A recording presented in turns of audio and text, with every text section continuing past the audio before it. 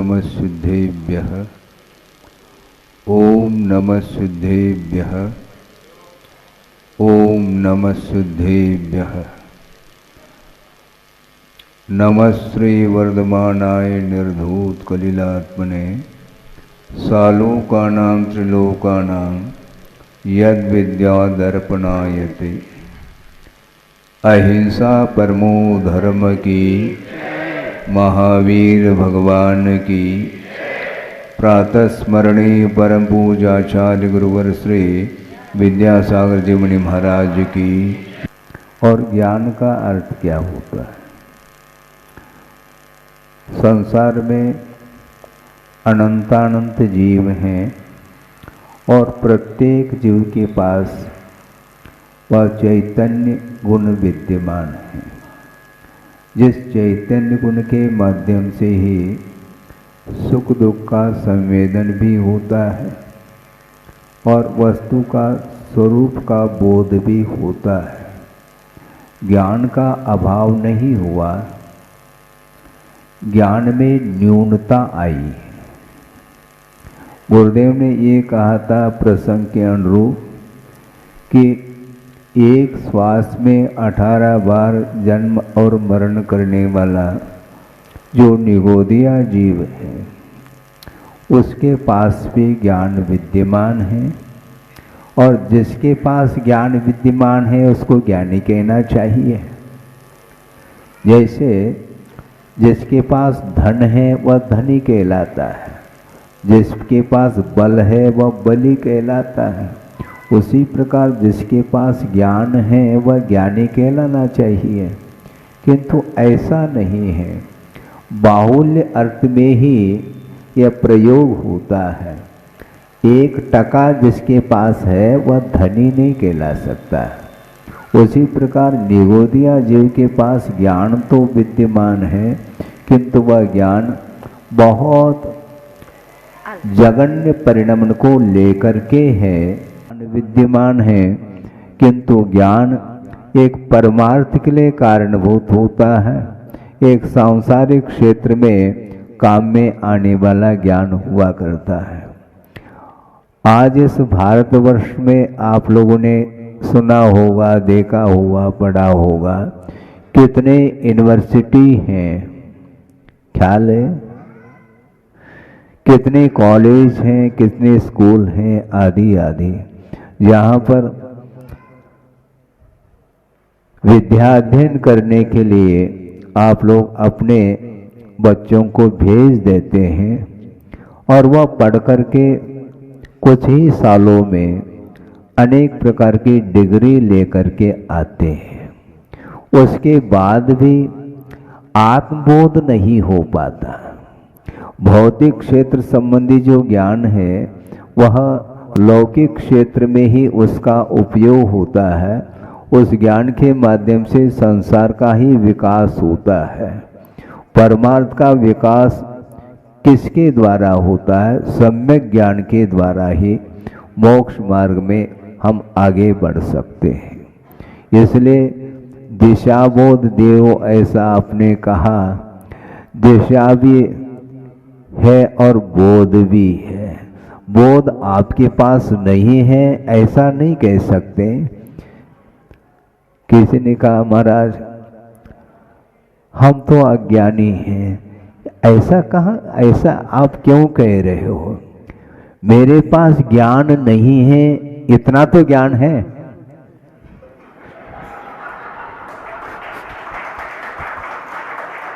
मेरे पास ज्ञान नहीं है, इतना तो कम से कम ज्ञान है क्या नहीं है? इतना ही पर्याप्त है। धीरे धीरे बढ़ेगा। वो 0 वाट का जो बल्ब होता है उसके माध्यम से भी प्रकाश मिलता है, उतने में आप काम कर लेते हैं। अपना प्रयोजन को पूर्ण करना है तो उतने में भी वह पूर्ण कर लेता है। कि इसलिए ज्ञान का अभाव सो अज्ञान नहीं है, किंतु ज्ञान की न्यूनता है। धीरे धीरे ज्ञान का विकास होता रहता है। और दूसरी बात प्रसंग के अनुरूप हम ये और कहना चाहते हैं कि ज्ञान को आवरणित करने वाला कर्म कौन सा है? ज्ञानावरणी। ठीक है, मैं पूछ रहा हूं इसमें रहस्य। ज्ञान को आवरणित करने वाला कर्म तो ज्ञानावरणी है, बिल्कुल ठीक है। और ज्ञानावरणी कर्म का क्षोभम होने के बाद भी वह सम्यक ज्ञान के रूप में परिवर्तित नहीं होता। आगम पढ़ो, थोड़ा सा खोलो, क्योंकि एक मिथ्या दृष्टि है जिसके पास सम्यक दर्शन नहीं है, और सम्यक दर्शन के अभाव में भी वह इतना ज्ञानावरणी कर्म का क्षोभम हो सकता है, कितना 11 अंग और 9 पूर्व तक वह विकास को प्राप्त कर लेता है, फिर भी वह सम्यक दर्शन से वंचित है। एक भी कर्म का संवर और निर्जरावर नहीं कर सकता। तो ऐसी स्थिति में संवर और निर्जरा जिसके माध्यम से, जिस ज्ञान के माध्यम से हो, वही सम्यक ज्ञान माना जाता है। वह जिसके पास है, अब उसको पढ़ाने की, सिखाने की कोई भी आवश्यकता नहीं है। सभा में जितने भी बैठे हैं वो सारे सम्यक दृष्टि हैं, इसमें क्या संदेह है। और सम्यक दृष्टि को फिर दिशा बोध की क्या आवश्यकता, समझ में नहीं आती बात मुझे। अपने आप को आप सम्यक दृष्टि भी घोषित करो, और महाराज हमें कुछ बोध दो। बोध किसको दें? बोध नहीं है क्या? बोध तो है महाराज। इसलिए आचार्य कहते हैं कि सम्यक दर्शन होना अलग वस्तु, और सम्यक दर्शन के माध्यम से ज्ञान में समीचीनता आती है, ये भी उतना ही सत्य है, यथार्थतः।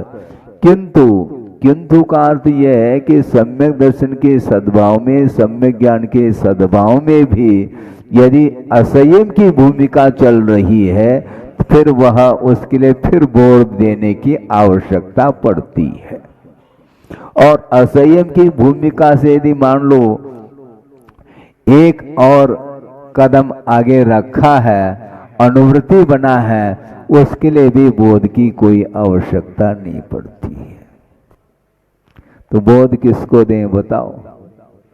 और शोध की बात करना चाहते हैं आप, बोध तो रखो। अर्थ ये है मात्र ज्ञानावरणी कर्म का क्षोभम होना पर्याप्त नहीं, किंतु ज्ञानावरणी कर्म के क्षोभम के साथ साथ एक और आवरणी कर्म है जो ज्ञान को आवरणित करता है। हाँ, ज्ञान को आवरणित कर रहा है। महाराज ये कोई नई बात तो नहीं कह रहे हैं आप? नई बात नहीं कह रहा हूं। ज्ञानावरणी कर्म के माध्यम से ज्ञान आवरणित होता है, एक सामान्य कथन है, किंतु दर्शन मोहनी अथवा मोहनी मात्र कर्म के द्वारा वह ज्ञान आवरणित हो जाता है। मोहेन समृतम ज्ञानम स्वभावम लभते नहीं, मत्तः पुमान पदार्थानाम यथा मदन को द्रवैः, ऐसा कहा पूज्यपाद स्वामी ने। शायद इष्टोपदेश में ये कारिका आती है। मोह से आवरणित हो जाता है तो सम्यक ज्ञान साइड में रह जाता है। दर्शन मुनि का क्षोभम हुआ, सम्यक दर्शन उत्पन्न हो गया। इसके उपरांत भी चारित्र मुनि कर्म के उदय के फल स्वरूप वह असंयम का अनुभव करता है। अविरत सम्यक दृष्टि, सम्यक दृष्टि तो है, किंतु एक विशेषण जुड़ा हुआ अविरत सम्यक दृष्टि उसके पास व्रत नहीं है, इसलिए वह असंयमी माना जाता है। विचारणीय विषय यह है कि सर्वार सिद्धि में जितने भी अहमिंद्र हैं वे सारे सम्यक दृष्टि ही हैं। सम्यक दर्शन को साथ लेकर के वो वहां पर उत्पन्न हुए हैं, और प्रत्येक के पास सम्यक दर्शन है, क्षयिक भी हो सकता है, इसमें कोई बाधा नहीं। और वे द्वादशांग के पाठी हुआ करते हैं। परम शुक्ल लेशा है, और वहां पर परे अप्रविचाराहा, वहां पर प्रविचार का अर्थ कोई भी वासना जागृत नहीं होती, और निरंतर इतने लंबे समय तक 33 सागर किसको बोलते हैं? बहुत लंबा काल होता है। कितने हजार या कितने हजार वर्ष के बाद वो है? हाँ, 33,000 वर्ष के बाद एक बार कंठ से अमृत झरता है, उसके माध्यम से उनका काम भूख मिट जाती है इतने मात्र से। और आप क्षुधा रोग निवारणाय, क्षुधा रोग निवारणाय, नैवेद्यम नैवेद्यम कहते चले जा रहे हैं। और वहां पर 33,000 वर्ष के बाद एक बार वह मानसिक वह आहार हो जाता है। और 33 पक्ष के बाद एक बार श्वासोच्छ्वास की प्रक्रिया चलती है। सोचो, इसके बाद भी आचार्य कहते हैं वह असंयम का अनुभव कर रहे हैं, संयम नहीं वहां पर। वहां से वो यहाँ उतर करके आएंगे और वे चर्म शरीरी माने जाते हैं, एक ही भाव लेकर के मुक्त होंगे। किंतु उतने दीर्घ काल तक 33 सागर तक निरंतर तत्व चर्चा में लीन रहते हैं। नई नई चर्चाएं, शंका समाधान आप बात करते हो, 2-4 शंकाएं रहती हैं, वही रिपीट होती रहती हैं और कुछ नहीं होता है। कितने भी आप शिविर लगाओ, कुछ भी आयोजन कर लो, 2-4 बातों के माध्यम से हमारा ज्ञान समाप्त हो जाता है, पुनरावृत्ति होती है। और वहां पर निरंतर द्वादशांग के पाठी होने के बाद सम्यक दर्शन से युक्त हैं, इसके बाद भी परम शुक्ल लेशा है और वासना का अभाव है। मनोजन्य भी प्रविचार वहां पर संभव नहीं है, इसके बावजूद भी असंयम का अनुभव है। और एक सुनिए, इधर सुन लो, चर्चा नहीं, समय कम है। गुरुदेव ने ये तुलना की थी, सर्वार सिद्धि का कहा अहमिंद्र और इधर एक कर्म भूमि का तिर्यंच। किंतु जिसने पंचम गुणस्थान को प्राप्त कर लिया है, अनुवृत्ति है, और उसका चौथा गुणस्थान है और इसका पंचम गुणस्थान है। सोचो, विचार करो।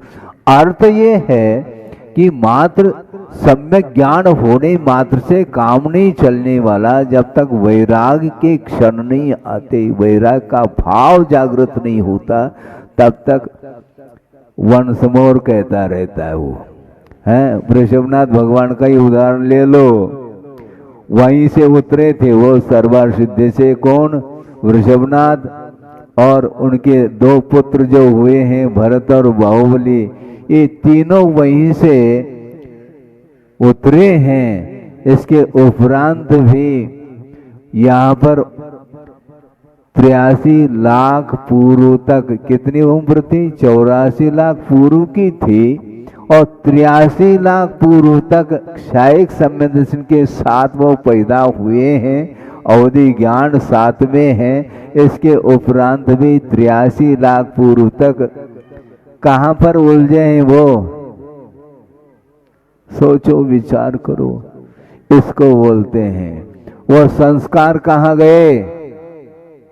33 सागर के संस्कार काम में आना चाहिए महाराज, अनिवार्य नहीं है। संस्कार काम करते भी हैं और नहीं भी करते, क्योंकि 923 निगोज से निकले हैं। उनके लिए कौन से संस्कार हैं हमें बता दो थोड़ा। 923 पुत्र हुए हैं, किसके? भरत चक्रवर्ती के पुत्र हुए, वो निगोद से निकले हैं। अभी तक जिसने त्रिस्पर्याय को प्राप्त नहीं किया और प्रथम बार त्रिस्पर्याय को प्राप्त करके वो चक्रवर्ती के पुत्र बन गए हैं, और उनके पास कौन सा संस्कार है? और किसी के साथ वह वार्ता नहीं करना चाहते हैं, बोलना नहीं चाहते हैं। चक्रवर्ती के साथ न बोले, उन्हीं के पुत्र होकर के चक्रवर्ती को टेंशन हो गया होगा, तनाव में आ गए वो। और भगवान से पूछते हैं, बताते भगवान, एक तो ये है कि पुत्र नहीं होता है तो विकल्प, और होने के बाद भी विकल्प। क्योंकि 923 हुए हैं और हमसे बातें नहीं करना चाहते वो। गुरुदेव ने ये प्रसंग सुनाया था और भगवान ने कहा वो तुमसे क्यों बात करेंगे, हमसे बात करेंगे वो, क्योंकि उनको राग इष्ट नहीं है। अब सोचो संस्कार कहाँ है, कोई संस्कार नहीं। वर्तमान का जो पुरुषार्थ है वह महत्वपूर्ण है। उसी भव से मुक्त होने वाले वृषभनाथ भगवान तीर्थंकर बनने वाले मोक्ष मार्ग के नेता कहलाने वाले हैं। अभी भी वो हवेली में छोड़ना नहीं चाहते। ये क्या है, ये मोह का प्रभाव है।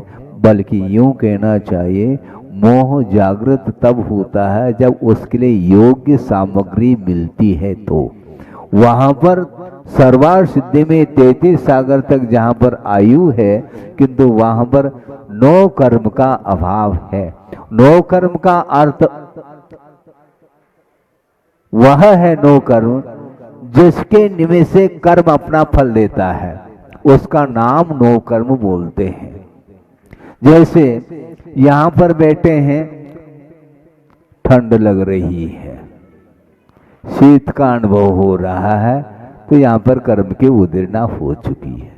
यहां से धूप में बैठेंगे तो शीत का निवारण होता है। ये जो कुछ भी ये नो कर्म माने जाते हैं, भिन्न भिन्न इंद्रियों के जो विषय हैं वे सारे सारे कर्म के फल देने में एकमात्र निमित्त के रूप में उपस्थित होते हैं। इसलिए वहां पर सर्वार सिद्धि में देवांगनाओं का अभाव है, इसलिए वहां पर प्रविचार अर्थात वासना का अभाव है।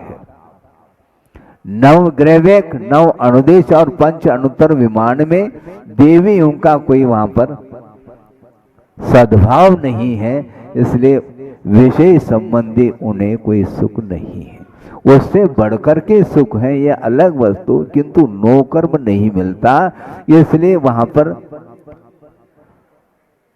आसानी से शुक्लशा भी है और वासना का अभाव भी है, किंतु जहां पर नो कर्म विद्यमान हो वहां पर संयम की बड़ी आवश्यकता होती है। और 83 लाख पूर्व तक वृषभनाथ भगवान विषयों में उलझते रहें, जबकि मोक्ष मार्ग के नेता बनेंगे और हम और आपके लिए उपदेश देंगे। और उपदेश का प्रभाव भी तभी पड़ता है जब उसका अनुकरण करता है। चारित्र के अभाव में मात्र ज्ञान के माध्यम से कोई प्रभाव पड़ता नहीं, क्योंकि ज्ञान तो प्रत्येक व्यक्ति के पास है। आपके पास भी सम्यक दर्शन है, सम्यक ज्ञान है। इसके उपरांत भी विषयों से ऊपर उठने के लिए चारित्र को अंगीकार करने के लिए राग का अभाव किया जाता है। राग द्वेष निवृत्ति चरणम प्रतिपद्यते साधु। साधु का अर्थ मुनि नहीं लेना, साधु का अर्थ मुमुक्षु भव्य जीव लिया है। वह चारित्र को अंगीकार करता है। क्यों अंगीकार करता है? राग द्वेष निवृत्ति कहा। राग द्वेष की निवृत्ति के लिए ही चारित्र को अंगीकार किया जाता है। एक सज्जन आए, साथ में उसका लड़का भी है। महाराज इसको समझाओ, ये बहुत मानता नहीं, कषाय करता है, क्रोध करता है। अच्छा, क्रोध करता है तो आप नहीं करते, मतलब इसको आप समझाओ महाराज। और क्या बोलता है महाराज, ये आपका ही है। अच्छा, हमारा है तो रख लो यहाँ पर। नहीं नहीं फिर नहीं नहीं क्यों? आपका ये भाषा है, एक प्रकार से भाव है, किंतु वो ये कहता है कि महाराज इसको समझाओ भैया।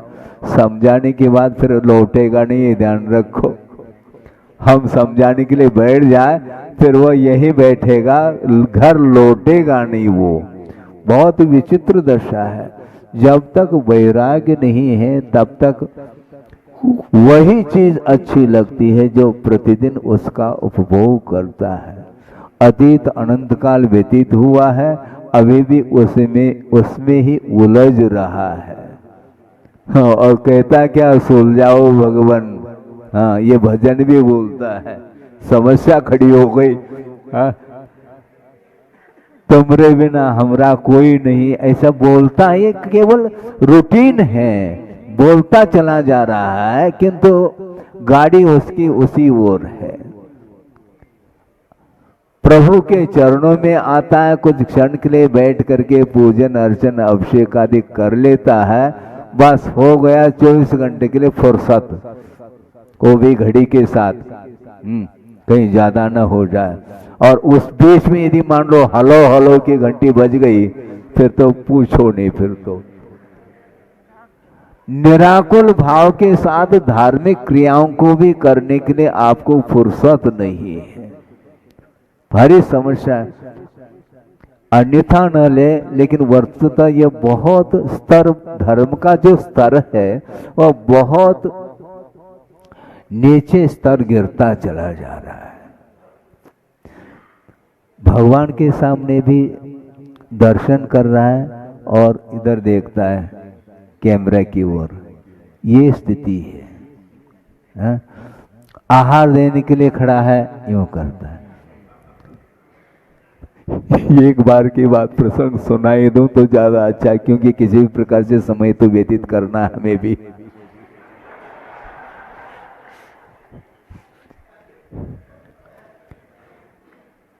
पड़गान करके ले गए और चौके में आहार प्रारंभ हो गया। नवदा भक्ति कर ली उन्होंने और खड़े हो गए और आहार प्रारंभ हो गया।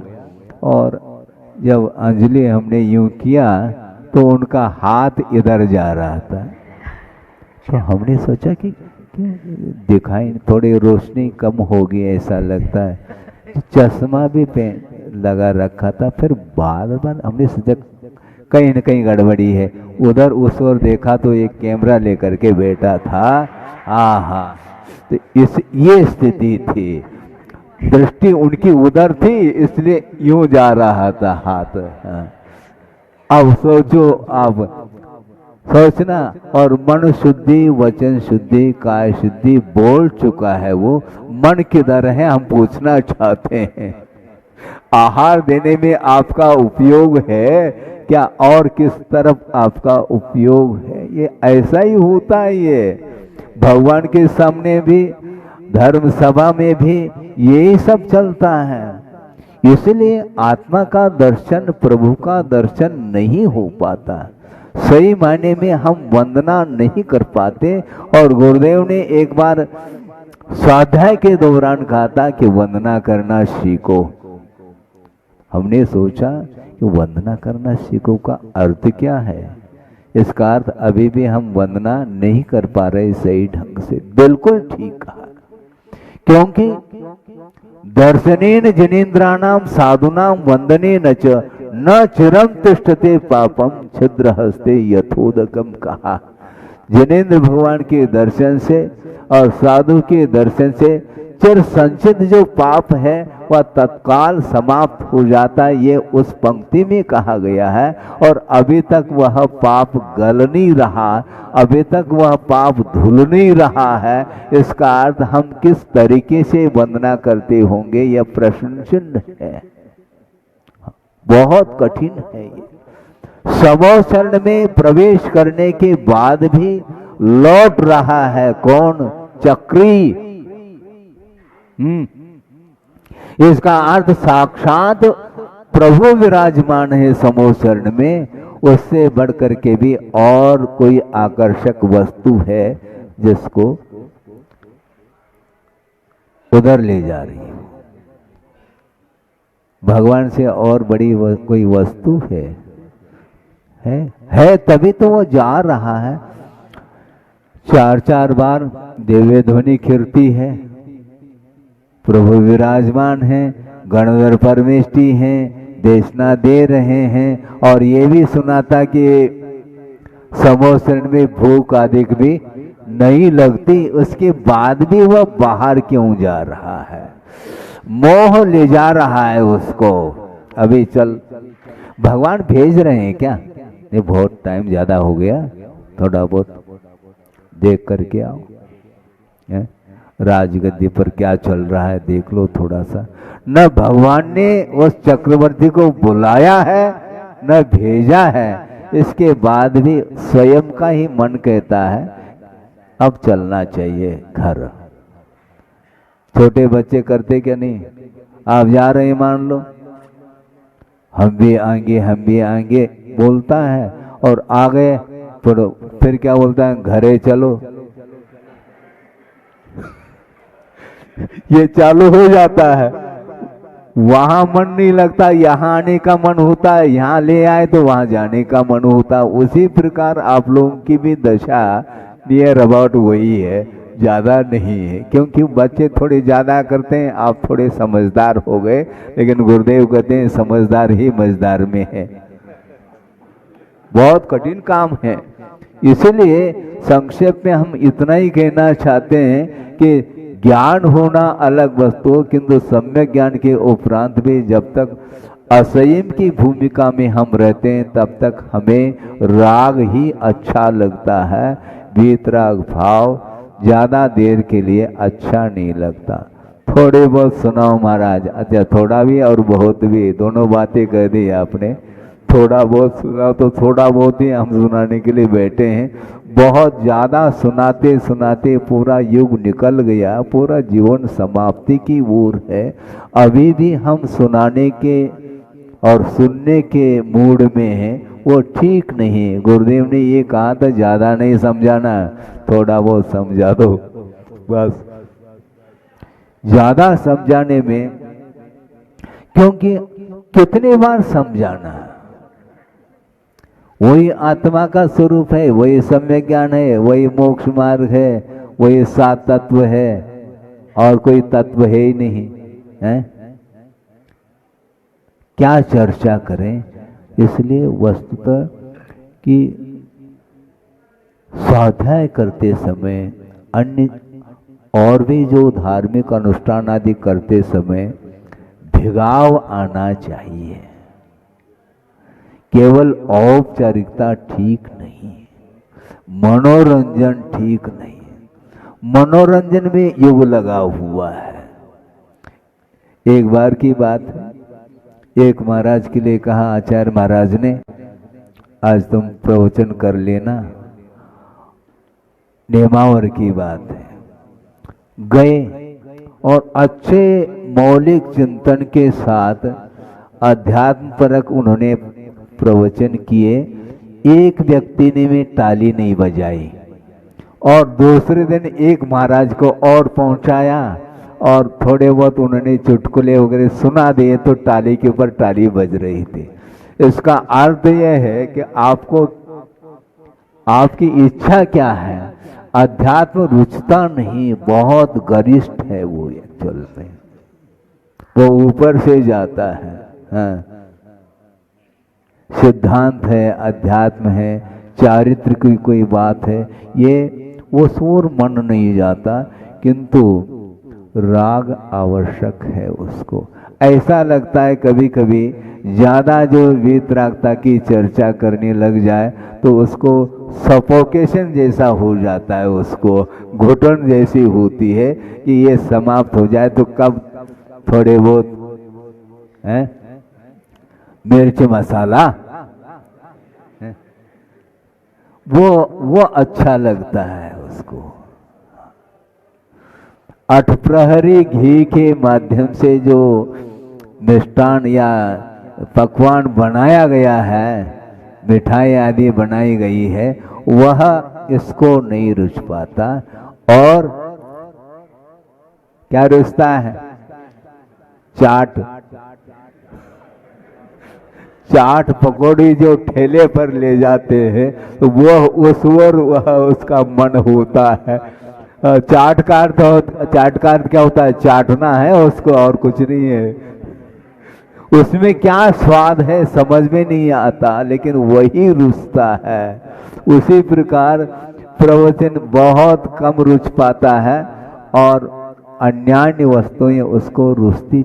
यहाँ तक कि टाइम पास करता है संसारी प्राणी। हमने सुना है, देखा तो है ही नहीं, ना हमने वह कार्य किए हैं।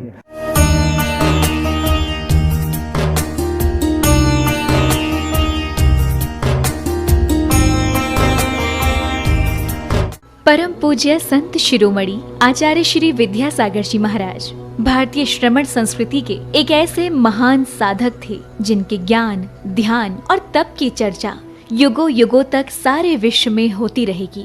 किसी ने उन्हें चलता फिरता तीर्थ कहा तो किसी ने तीर्थंकर, पर सच में तो वे चारित्र, ज्ञान, तप और वात्सल्यता में ऐसे श्रेष्ठ संत थे जिन्होंने भारतीय संस्कृति के संरक्षण और संवर्धन के साथ साथ सदैव सामाजिक समरसता का पक्ष लिया और अपने प्रभाव और प्रताप से जैन ही नहीं बल्कि विभिन्न धर्मों को मानने वाले लाखों करोड़ों लोगों के दिलों में अपना स्थान बना लिया। किंतु आज जब आचार्य भगवान देह रूप में हमारे साथ नहीं हैं, लेकिन उनके जैसे ही कठोर तपश्चर्या एवं प्रबल अनुशासन से पल्लवित संस्कारों की झलक देखने को मिलती है, उनके प्रथम आज्ञानुवर्ती शिष्य परम पूज्य नवाचार्य श्री 108 समय सागर जी महाराज में, जो उनके बताए मार्ग पर चलते हुए आज विश्व में धर्म की महती प्रभावना कर रहे हैं।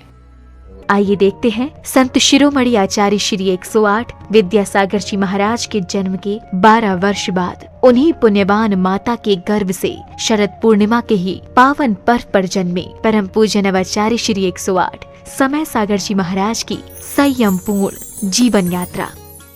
आचार विचार हो या व्यवहार, तपश्चरण हो या संस्कार या फिर हो व्यक्तित्व की बात, परम पूज्य नवाचार्य श्री 108 समय सागर जी महाराज प्रत्येक दृष्टि से साक्षात आचार्य भगवान की प्रतिलिपि कहे जा सकते हैं। और हो भी क्यों ना, आखिर जन्म देने वाले माता पिता तो एक ही हैं, और फिर इसे एक विचित्र संयोग कहें या फिर मलप्पा जी और श्रीमती जी के पूर्व भवों का पुण्योदय, जो उन्हें 27 अक्टूबर सन 1958 को शरद पूर्णिमा के ही पावन पर्व पर पुनः एक बालक के माता पिता बनने का सौभाग्य प्राप्त हुआ।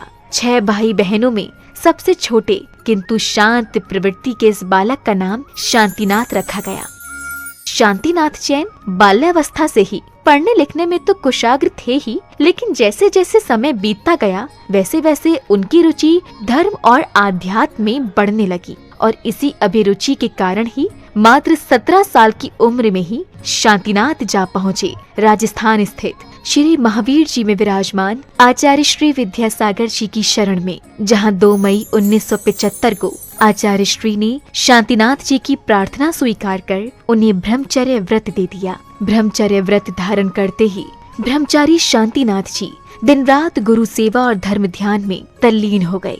संयम व्रत को धारण कर तप और साधना के निर्मल पथ पर चल रहे ब्रह्मचारी शांतिनाथ ने केवल 5 वर्ष की अल्प अवधि में ही वैराग्य पद के विभिन्न सोपानों को पार कर अपनी योग्यता से आचार्य भगवान को प्रभावित कर लिया, जिसका पारितोषिक मिला उन्हें मुनि दीक्षा के रूप में। 8 मार्च 1980 को मध्य प्रदेश के छतरपुर स्थित श्री दिगंबर जैन सिद्ध क्षेत्र द्रोणगिरी में आचार्य श्री विद्यासागर जी महाराज ने उन्हें मुनि दीक्षा प्रदान कर दिगंबर मुद्रा का पूर्ण साधक घोषित कर दिया और नाम दिया मुनि श्री समय सागर जी महाराज। मुनि दीक्षा के उपरांत मुनि श्री समय सागर जी महाराज ने कुछ वर्षों तक आचार्य श्री के संग में रहकर अध्ययन और अध्यापन किया। तत्पश्चात गुरु आज्ञा से पृथक संघ के नायक बनकर देश भर में विहार करते हुए धर्म प्रभावना करने लगे। अपने सानिध्य में कई पंच कल्याणक एवं विधान आदि धार्मिक अनुष्ठान संपन्न कराने के साथ ही उन्होंने अपनी लेखनी से कन्नड़, हिंदी, संस्कृत और मराठी भाषाओं में कई शास्त्रों की रचनाएं भी की। सन 2018 में ललितपुर में हुए पंच कल्याणक के दौरान आचार्य कुंद के नियम सार में वर्णित निर्यापक श्रवण की व्यवस्था का उल्लेख करते हुए आचार्य विद्यासागर जी महाराज ने मुनिश्री समय सागर जी महाराज को निर्यापक पद की उपाधि प्रदान कर संघ में नवदीक्षित मुनिराजों के निर्वाह का उत्तरदायित्व सौंप दिया। आचार्य कुंद देव ने यह बात बहुत स्पष्ट लिखी है, वह बात आप लोगों को समझ में आना चाहिए।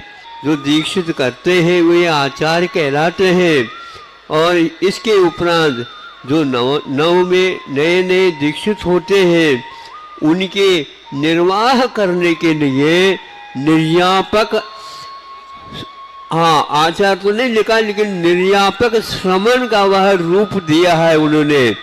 ये निर्यापक का अर्थ यह है, जैसे आचार्य महाराज कहते हैं उसके अनुसार जिनको ये दिया जाता है।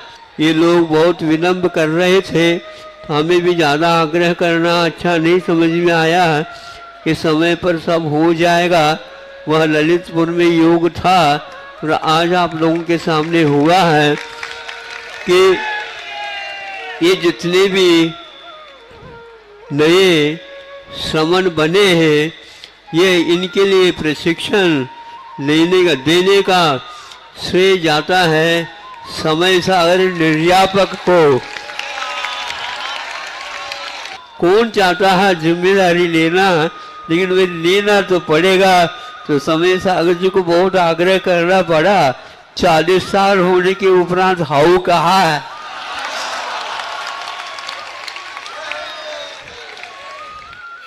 समय अपनी गति से चलता रहा। छत्तीसगढ़ के डोंगरगढ़ स्थित चंद्रगिरी तीर्थ में विराजमान आचार्य श्री विद्यासागर जी महाराज ने 6 फरवरी के ही दिन आचार्य पद के लिए निर्यापक श्रमण मुनि श्री समय सागर जी महाराज को चुन लिया एवं अपनी समाधि से 3 दिन पूर्व 15 फरवरी 2024 को आचार्य पद का त्याग कर पूर्ण संलेखना की ओर अग्रसर हो गए। आचार्य भगवान की आज्ञानुसार निर्यापक श्रमण मुनिश्री समय सागर जी महाराज ने 16 अप्रैल 2024 को दमोह के कुंडलपुर में समस्त आचार्य संघ एवं देश भर के जैन समाज की उपस्थिति में पूज्य गुरुदेव के उत्तरदायित्वों के निर्वहन के लिए आचार्य पद स्वीकार कर लिया। पूज्य नवाचार्य समय सागर जी महाराज की। अंततः ये कहा जा सकता है कि आज का दिन केवल एक पर्व ही नहीं बल्कि स्वर्णिम अक्षरों से लिखित एक ऐसा अध्याय है जो विश्व के धार्मिक इतिहास में सदा ही अमर रहेगा। ये मात्र एक संयोग नहीं बल्कि पूरे समाज का पुण्य है जब एक ही दिन जन्मे गृहस्थ जीवन के 2 भाइयों ने गुरु शिष्य के रूप में परिवर्तित होकर धर्म उत्थान को अपना कर्तव्य माना और इसे परम पूज्य संत शिरोमणि आचार्य श्री 108 विद्यासागर जी की कठोर तपश्चर्या एवं संस्कारों का ही परिणाम कहेंगे, जो आज नवाचार्य श्री समय सागर जी महाराज भी उनकी अक्षुण्ण परंपरा का निर्वहन करते हुए धर्म की प्रभावना कर रहे हैं। आज पूरे विश्व का जैन समाज ये आशा कर रहा है कि परम पूज्य नवाचार्य श्री समय सागर जी महाराज भी संत शिरोमणि आचार्य श्री विद्यासागर जी महाराज के बताए मार्ग पर चलकर उन्हीं की भांति धर्म उत्थान का कार्य करते हुए समाज को एक नई दिशा प्रदान करेंगे। एक बार पुनः धर्म के महान उन्नायक परम पूज्य नवाचार्य श्री समय सागर जी महाराज के चरणों में हमारा त्रैबार नमोस्तु, नमोस्तु भगवन, नमोस्तु भगवन।